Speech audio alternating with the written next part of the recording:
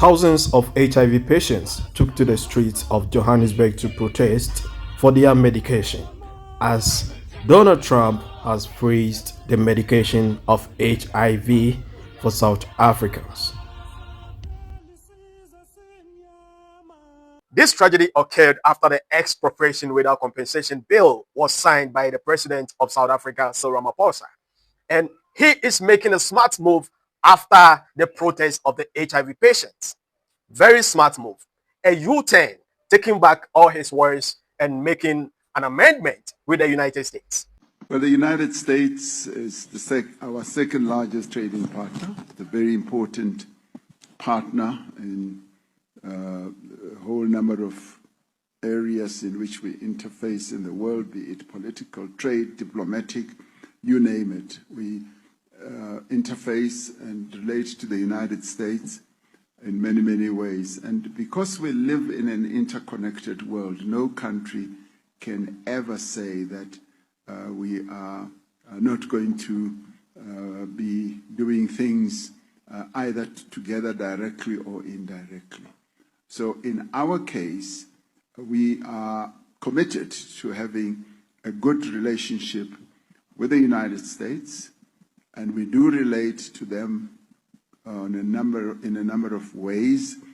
And what has ensued now with the Secretary of State not attending is in the end not a train smash, because the United States is still represented here, and they are part of the G20, and the discussions that will take place here are discussions that they are going to be part and parcel of.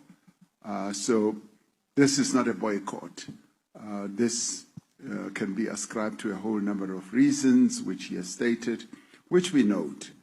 And we have resolved that we will, in the diplomatic process, be able to have those matters discussed, to have those matters dealt with, so that we are able to iron out wrinkles that may have appeared in our relationship. So they being an important player in our economy, and we also being an important player in the economy. This may seem very surprising for some people, but to me, I am not surprised because there is no option. But before, let's listen to what the president of South Africa said to Donald Trump. This issue of the land, this issue that Donald Trump fears so much, we offer this question of the land. I don't know what Donald Trump has to do with South African land, because he's never been here. And he must keep his America, we will keep our South Africa. Terrible things are happening in South Africa. The leadership is doing some terrible things, horrible things. So that's under investigation right now. We'll make a determination. They're taking away land, they're confiscating land, and actually they're doing things that are perhaps far worse than that. It is very painful that a beautiful country like South Africa still depends on white aids. Where is the independence that they were talking about 30 years ago in 1984? Where is that freedom? Are we still in the apartheid era, or the country is actually free? Listen to this white guy, an Afrikaner, saying something about South Africa. President Donald Trump just signed an executive order with two goals. The first, to freeze all financial aid to South Africa. The second, to promote the resettlement of Afrikaners in the United States, to escape the draconian policies of the South African government. The Afrikaners of Orania take note of this development, and we are very thankful, specifically for the urgency with which this was tackled in regards to land expropriation and expropriation of property without compensation. However, our plea can be summarized in 3 words. Help us here. Not necessarily with US tax dollars, but with the recognition of our legitimate pursuit. That is the pursuit of Afrikaner self-determination in an autonomous region. Recognizing us as an ethnic people leads to a conclusion, and that is that the only sustainable option for Afrikaners is an autonomous area. The South African government even signed this as the Afrikaner Accord on Self-Determination in the 1990s. which states that Afrikaner self-determination is a legitimate pursuit. Our highest ambition is not to be resettled or relocated. Our highest ambition is freedom. We ask the White House to recognize this, and we also extend that wish to all other nations. They have been capturing lands for themselves. They own almost 90% of the lands in South Africa. How can this happen? How can this be possible? Can a group of black people migrate from Africa to Europe and practice the same thing? It can never be possible. And any action that can take back the land from them comes with consequences.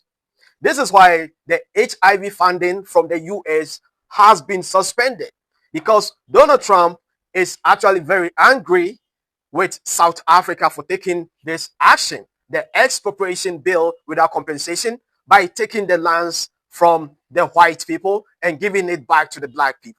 This actually doesn't make sense to me, because if you take something that belongs to my grandfather and I grow up to become an adult, that's something, that commodity, that property still belongs to me, because that is the property of my grandfather. But in this situation, they took the land, they captured, they occupied the land since 1652. And they claim that is their land, that is their property. But before they came, this land was ours. So what was the actual agreement? It is a very painful situation. And I know someone will say, can South Africa provide their own HIV medication? Can them do things on their own? This is the truth. After 1994, when Nelson Mandela took over, he promised the citizens, I'm talking about the black people, that you are free and free forever. You own everything. Everything belongs to you. You got your freedom. You are living in the best place in the world. But that was a deception. He never told them your lives depends on white people. This is the secret that Mandela didn't tell his people. This is the question that all Africans, all black people, all Pan-Africans need to ask.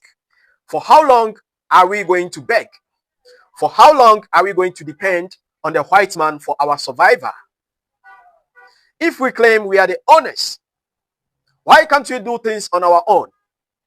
So does it mean we were going to take the land and leave the land empty without, making it productive? Does it mean that we are not capable as black people?